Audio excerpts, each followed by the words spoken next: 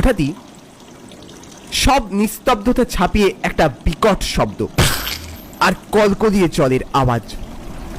আমার চোখ হঠাৎই খুলে গেল। চারিধারে একবার চেয়ে দেখলাম, না, সব তো ঠিকই আছে।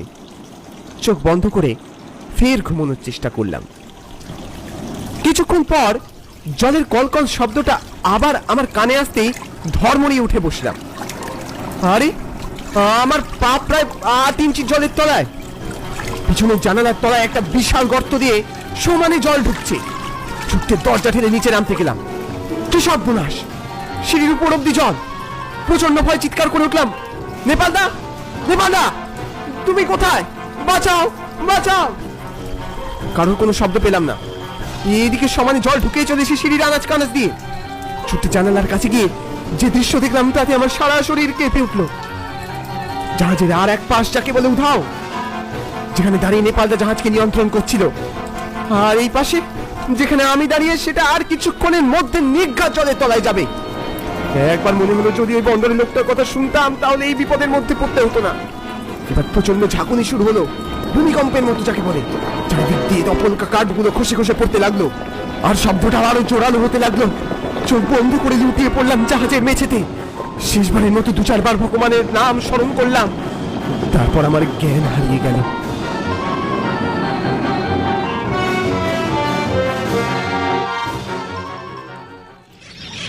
ঠোঁটে একটা লবণাক্ত স্পর্শে চোখ মেলে দেখলাম সমুদ্রের জল আমার সারা দেহ ছুঁয়ে যাচ্ছে। কোনো এক চড়ে উঠে এসেছি। অবাক হলাম বেঁচে আছি ভেবে। দুহাতে ভর দিয়ে উঠে দ্রুত পায়ে চড়ে উঠে গেলাম। সকালবেলা সূর্যের কিরণ বালুচর জুড়ে পড়েছে।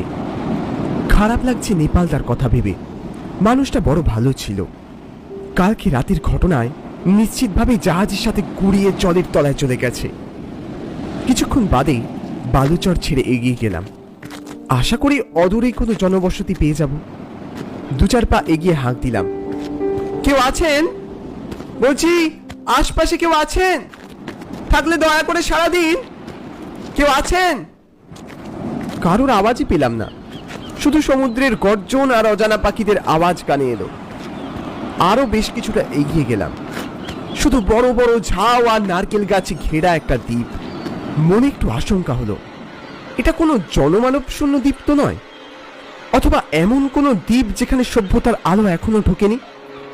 এরকমটা ভাবতেই মনে পড়ে গেল, এই তো কিছুদিন আগে একটা বিদেশি ধর্ম পরিব্রাজক ধর্মপ্রচারের উদ্দেশ্যে এসেছিল এরমই একটা দ্বীপে। কিন্তু ওই দ্বীপের আদিবাসীরা তাকে বেশিক্ষণ বাঁচতে দেয়নি। এক অজানা আশঙ্কায় বুকটা কেঁপে উঠল। এই নির্জন দ্বীপে নিজেকে আরো একা মনে হলো। কি তেষ্টা! জল, জল চাই, জল খাবো। কিন্তু এই সমুদ্রের আশপাশে তেষ্টা মেটানোর জন্য জল পাবো কোথায়? সৌভাগ্যজনকভাবে সামনে একটা নারকেল গাছ দেখতে পেলাম। তার নিচে একটা নারকেল পড়ে আছে। ছুটতে সেখানে গেলাম। একটা পাথর এসে নারকেলটাকে ঠুকে জল বের করে খেয়ে তেষ্টা মেটালাম। আশা ছাড়লে হবে না, মনের সাহস নিয়ে বনের ভিতরে ঢুকলাম। এখানে গাছের পাতার ফাঁক দিয়ে সূর্যের আলো খুব কমই আসে। এরপর শুধু হেঁটে চললাম। একের পর এক অজানা গাছের পাশ দিয়ে হয়তো বেশ কয়েক মাইল হাঁটলাম। দেহে ক্লান্তি এলো, আর হাঁটা যায় না। হাঁপাতে হাঁপাতে এক প্রকার মাটিতে বসে পড়লাম।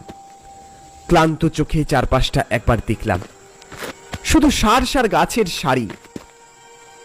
দৈবাত চোখে পড়ে গেল একটা লম্বা ঝাউ গাছের পিছনে একটা কাঠের বাড়ি। আনন্দে আমার চোখ দুটো জল জল করে উঠল। আর কোনো ভাবনার অবকাশ নেই। পরিমরি করে ছুটতে গেলাম বাড়ির সামনে। পুরনো একতলা বাড়ি, বোধহয় কারোর বাংলোই হবে। বাড়িতে ঢোকবার চেষ্টায় একটা কলিং বেল খুঁজছি। হঠাৎই এক ভদ্রমহিলা জ্বলন্ত মোমবাতি হাতে দরজাটা খুলে দিল। আর আমি কিছু বলার আগেই এক প্রকার কেঁদে উঠল, যেন কারোর পথ চেয়ে অনেক দিন থেকে বসে আছে। আহা, কাঁদবেন না, কাঁদবেন না, কি হয়েছে আমায় বলুন। মহিলাটি কিছু বলল না, শুধু হাত দেখিয়ে বুঝিয়ে দিল ভিতরে আসবার জন্য। তারপর মোমবাতি জ্বালিয়ে ধীরে ধীরে ভিতরে নিয়ে গেল আমায়। ভিতরটা ঘুটঘুটে অন্ধকার, চারিপাশে কিছু দেখবার জো নেই। আর তাছাড়া চারিদিকটা এতটাই নিস্তব্ধ যে গা ছমছম করে ওঠে। বলছি, ঘরে কি কোনো আলো নেই? বিকট স্বরে মহিলাটি বলে উঠলে। এই তো তুমি এলে, এইবার সব আলো জ্বলে উঠবে। কিছু বোঝবার আগেই সঙ্গে সঙ্গে ঘরের চারিদিক আলোয় ভরে ওঠে। বাড়িটার বাইরে থেকে বোঝাই যায় না বাড়ির ভেতরটা এতটা সুন্দর। উপরে সুন্দর ঝাড় লণ্ঠন, চারিপাশে সাজানো থাম। এসব দেখতে দেখতে অপরিচিত মহিলাটি হঠাৎ বলে উঠলে। বলি, তুমি কোথায় ছিলে এতকাল? তোমার জন্য কত অপেক্ষা করেছি তুমি জানো? কি বিশ্রী বিকট গলা! সেসব বাদ দিয়ে আমি মহিলাটিকে বোঝাবার চেষ্টা করলাম। দেখুন, আপনি যাকে ভাবছেন আমি কিন্তু সে নই। তোমার মজা করার স্বভাবটা এখনো যায়নি দেখছি। একটা তাচ্ছিলের হাসি হাসলো মহিলাটা। তারপর ফের বললে। তোমার নিশ্চয় খুব খিদে পেয়েছে, এতটা পথ এসেছো। দাঁড়াও, আমি তোমার জন্য খাবারের বন্দোবস্ত করি। কিন্তু আমার কথাটা একবারটি শুনে যান। মহিলাটির চোখের পলকে সেখান থেকে চলে গেল। মনে আশঙ্কা হলো, বাই এনি চান্স আমি কোনো ভূতটুতের খপ্পরে পড়িনি তো? না হলে এই নির্জন দ্বীপে একা মহিলা কি করছে? রান্নাঘর থেকে মাঝে মাঝে একটা বিকট হাসির আওয়াজও আসছে, গলাটাও কিরকম ভুতুড়ে। আমার মনে হলো পরিস্থিতি আরো খারাপ হবার আগেই কেটে পড়ি। আমি সদর দরজার কাছে কোনো রকমে এগিয়ে গেলাম। দরজা খোলার প্রচন্ড চেষ্টা করলাম, কিন্তু শত চেষ্টাতেও দরজাটা একটি বারের জন্য খুলল না। কি ব্যাপার, তুমি আমার ছেড়ে আবার পালিয়ে যাচ্ছ? আমি ঘাবড়ে গিয়ে বললাম, কই না তো, আমি তো ওই বাইরেটা একটু দেখছিলাম। তাই বলো? যাকগে, এখন বাইরে টাইরে যেতে হবে না। এই নাও, তোমার জন্য আমি এক বাটি শুটকি নিয়ে এসেছি, খেয়ে নাও দেখিনি। দেখলাম এক বাটি কাঁচা শুটকি মাছ মহিলাটির হাতে। দেখি আমার গাটা কিরম গুলিয়ে উঠলো। না, আমি ওসব খাবো না। আপনি মানে তুমিও কি ওসব খাও নাকি? এসব ছাড়া খাবো কি শুনি? সারাদিন সমুদ্রের ধারে ঘুরি আর যা পাই তাই খাই। চুপচাপ খেয়ে নাও, না হলে কিন্তু। মনে মনে ভাবলাম, নিঘাত মেচবুত কিংবা শাকচুন্নির পাল্লায় পড়েছি। তো আর এক বিপদ দেখছি। এখন যদি আমি না খাই হয়তো ঘাড় মটকে দেবে। তাই তার হাত থেকে মাছের বাটিটা নিয়ে এলাম। চোখ নাক বন্ধ করে খেতে যাবো, এমন সময় সশব্দে দরজাটা খুলে গেল। আরো একটি মহিলা, অনেকটা এনারই মতো দেখতে, তবে গায়ের রংটা অদ্ভুতভাবেই লালচে, তেড়ে মেরে এসে বলল। হতচ্ছাড়ি পোড়ামুখী, নিজেরটাকে তো কবে খেয়েছিস, এখন আমারটাকে ধরে টানাটানি করছিস। ইনিও তেড়ে গেলেন। কি বললি? আমি আমার স্বামীকে খেয়েছি? তবে রে, দাঁড়াতে হচ্ছে। দুজনের মধ্যে রীতিমতো দাঙ্গা বেঁধে গেল। এতক্ষণে এনার গায়ের রং নীলচে হয়েছে। একই পেটে কালকে রাতের পর কিচ্ছু পড়েনি, তার উপরে এরকম উদ্ভট একটা ব্যাপারের ঝামেলা দেখে মাথা ঠিক রাখতে না পেরে এক প্রকার মুখ দিয়ে বেরিয়ে গেল। এসব আবল তাবল ঝামেলা থামান তো, আমি কোনো স্বামী টামি নই। আপনারা ভুল ভাবছেন, আমি তো। আর কিচ্ছুটি বলার সুযোগ হলো না। দুজন ভূত একেবারে আমার গলা টিপতে এলো।